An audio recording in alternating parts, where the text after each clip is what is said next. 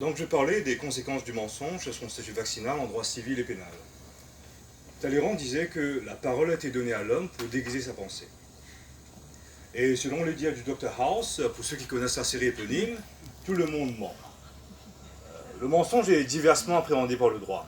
Pris très au sérieux s'il s'agit d'un faux en écriture publique, plus légèrement s'il s'agit d'une parole à la dérobée. Il ne répond pas non plus aux mêmes exigences de sévérité s'il est saisi par le droit civil ou le droit pénal, ou encore sur l'objet sur lequel il porte. Si le mensonge a toujours fait partie de la société, employé souvent de manière bénigne pour faire preuve de courtoisie dans la vie de tous les jours, j'ai moi-même menti pas moins de 10 fois depuis ce matin, il s'est transformé en ces temps de Covid, par lesquels nous passons, en sport national.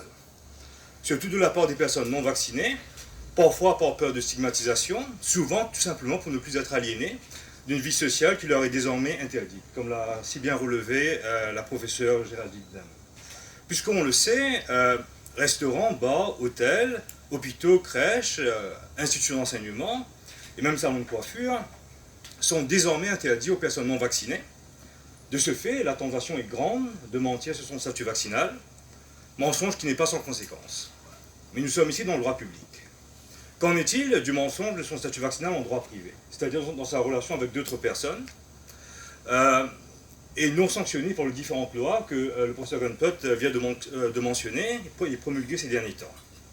Le droit y est-il insensible ou alors, et de par une gymnastique intellectuelle et en étirant les jurisprudences actuelles, ce mensonge-là également sera réprimé?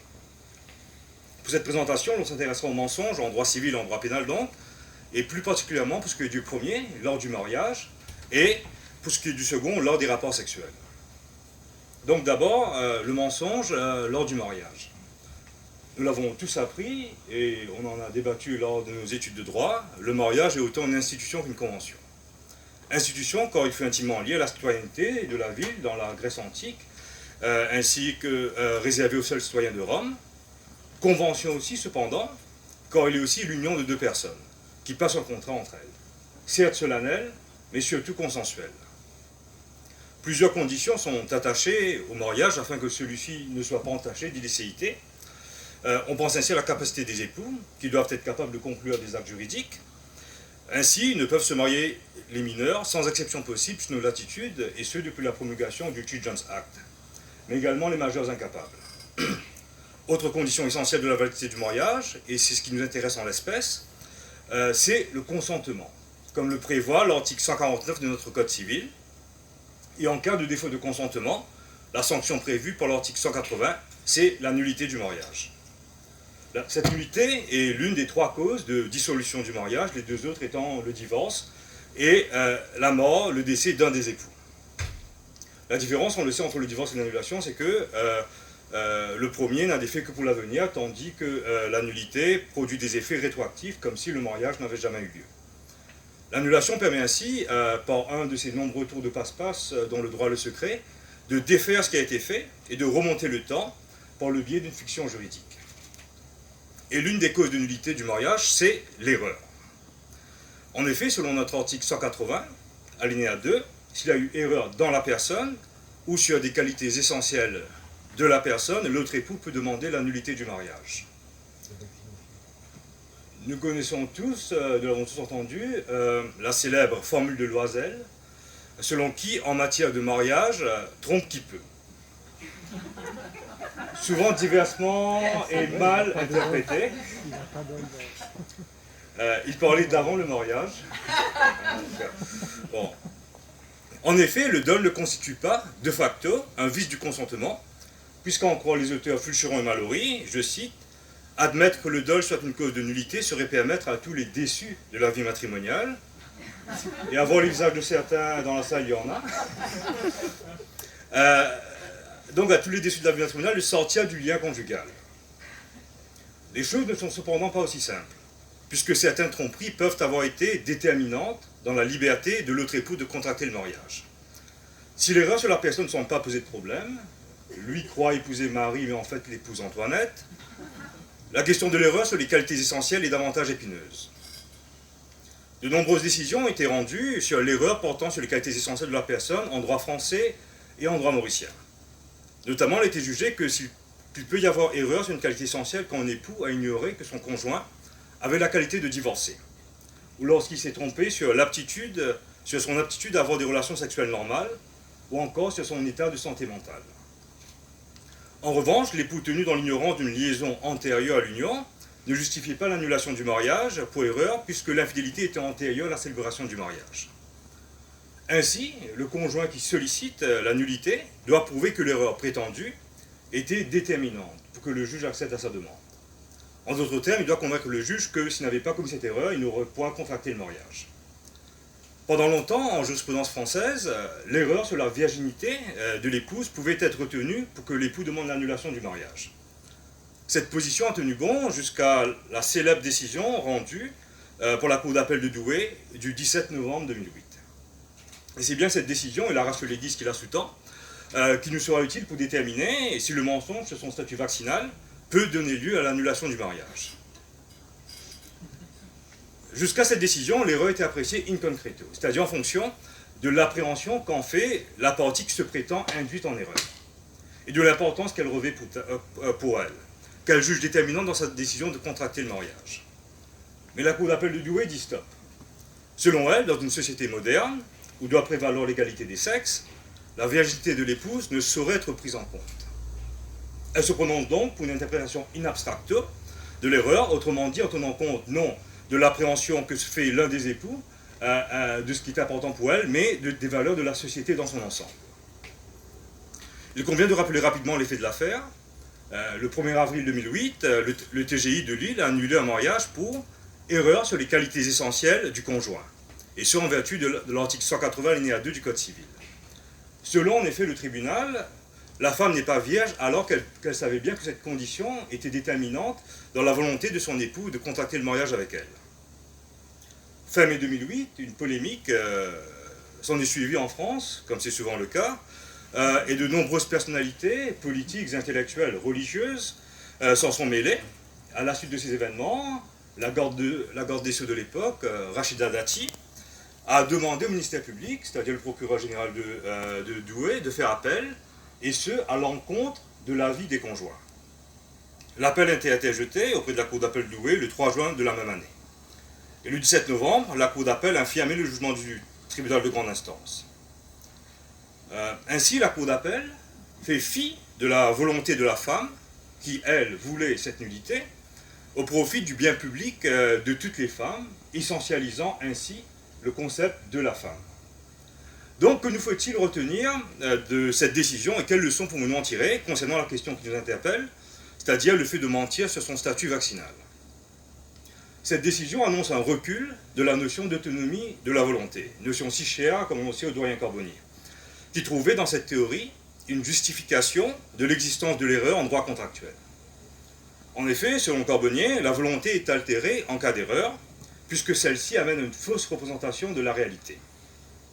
Dès lors, le consentement donné par l'une des parties ne serait pas complètement autonome, ce qui justifierait dès lors de sanctionner l'erreur, en l'espèce pour la nullité. Mais la Cour d'appel de Douai bat en brèche cette théorie. La seule réalité qui compte, selon elle, c'est celle nourrie par la société dans son ensemble, qu'importe la représentation qu'en font les parties au contrat. Suite à cette décision, tout en prenant en compte la jurisprudence traditionnelle, et pour en revenir au statut vaccinal, nous pouvons supputer qu'un mensonge sur ce sujet devrait être sanctionné pour la nullité du mariage, et ce, que nous adhérions à l'interprétation in concreto ou in abstracto. En effet, si c'est l'appréciation in concreto que l'on retient, l'on s'attendra uniquement sur ce qui est considéré important aux yeux de l'une des parties. En ce sens, si l'un des époux avait bien fait comprendre à l'autre que lui ne pouvait épouser qu'une personne vaccinée, et qu'il arrive à le prouver, alors le mariage devrait être annulé puisqu'il y a eu erreur sur une des qualités essentielles selon cet époux. Idem, si tant est que ce soit l'appréciation in abstracto qui l'emporte auprès du juge. En effet, en ces temps, où en France comme à Maurice, le passe vaccinal a cours, et qu'il est essentiel de pouvoir être vacciné pour avoir accès à une pléthore de services, et où la fraude d'un tel statut entraîne des sanctions pénales, il convient de subodorer que le juge serait enclin d'en déduire que la société, dans sa majorité, a assimilé la vaccination à une norme de santé publique. et qu'en conséquence, un tel mensonge serait à même de constituer un critère essentiel au terme de l'article 180 du Code civil. Donc voilà pour ce qui est du mensonge lors du mariage. Passons maintenant, ce qui suit souvent le mariage, aussi ce qui le précède, les rapports sexuels. Donc, on l'a dit, mentir sur le fait que l'on est vacciné peut entraîner la nullité du mariage. Mais si on peut défaire un mariage, on peut difficilement défaire des rapports sexuels. Quelles seraient donc les conséquences pour la personne qui mentirait sur son statut de vacciné afin d'avoir des rapports sexuels, et quelles qualifications juridiques retenir en l'espèce? La licéité de tout rapport sexuel repose sur le consentement qu'expriment les parties en présence. Et si le consentement fait défaut, nous serions alors en présence d'un viol. Si pendant longtemps c'est l'honneur des familles que le droit pénal a entendu protéger en incriminant le viol, un changement paradigmatique s'est produit en France au siècle dernier, et c'est maintenant l'autonomie de la volonté qui est au cœur de la question des relations sexuelles. Ce qui différencie le viol de l'attentat à la pudeur, c'est que le premier consiste, du moins à Maurice, en une pénétration vaginale par le pénis de l'homme. Tout autre acte relèverait soit de l'attentat à la pudeur, soit de la sodomie visée par la section 250 de notre code pénal, section au cœur de tant de controverses. Je dis à Maurice que la définition du viol diffère sensiblement de celle qui est fournie en France. Ou à Maurice, aucune définition du viol n'est donnée, et l'on se repose toujours sur les définitions tant données Garçon et Garot il y a près de 2 siècles. Mais on ne s'attendra pas sur ce point, car ce qui nous intéresse ici, pour la question que nous taraude, ce sont les modalités de commission du viol, et celles-ci sont les mêmes tant à Maurice qu'en France. Et elles sont au nombre de 4. Le viol peut être commis par violence, contrainte, menace ou surprise. Relevons que certains auteurs assimilent la menace à la contrainte, mais ce sont là des controverses jésuitiques dont nous ferons fi pour cette présentation. Si la violence, la contrainte et la menace ne posent pas de problème conceptuel, dans les 3 cas, ces comportements contraignent la victime à l'acte sexuel dont l'absence de consentement n'est pas prise en compte. Il en va toutefois autrement de la surprise, où le consentement est certes donné, mais qu'il n'est pas éclairé, quand la victime se fait une fausse représentation de la réalité. Il ne faut pas ici considérer la notion de surprise dans son sens commun, qui s'entend comme une émotion, ou un sentiment provoqué par quelque chose d'inattendu. Selon Maillot, la surprise n'est pas prélevée dans le domaine du sentiment, mais bien dans celui du consentement. Et selon une jurisprudence constante, la surprise, comme l'élément constitutif du viol, consiste à surprendre le consentement de la victime et ne saurait donc se confondre avec la surprise exprimée par cette dernière. Selon la professeure Valérie Malabat, le consentement surpris est donc celui qui est donné, à la différence du consentement forcé par la violence, la contrainte ou la menace, mais qui n'est pas donné en pleine connaissance de cause, qui manque de lucidité.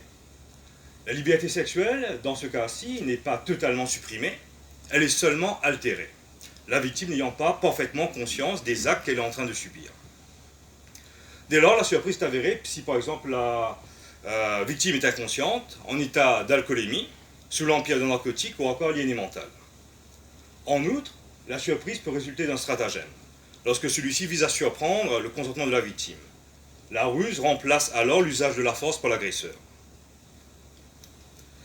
Comme pour le mariage, le mensonge sur l'identité de la personne a été, selon la jurisprudence, constitutif de viol par surprise.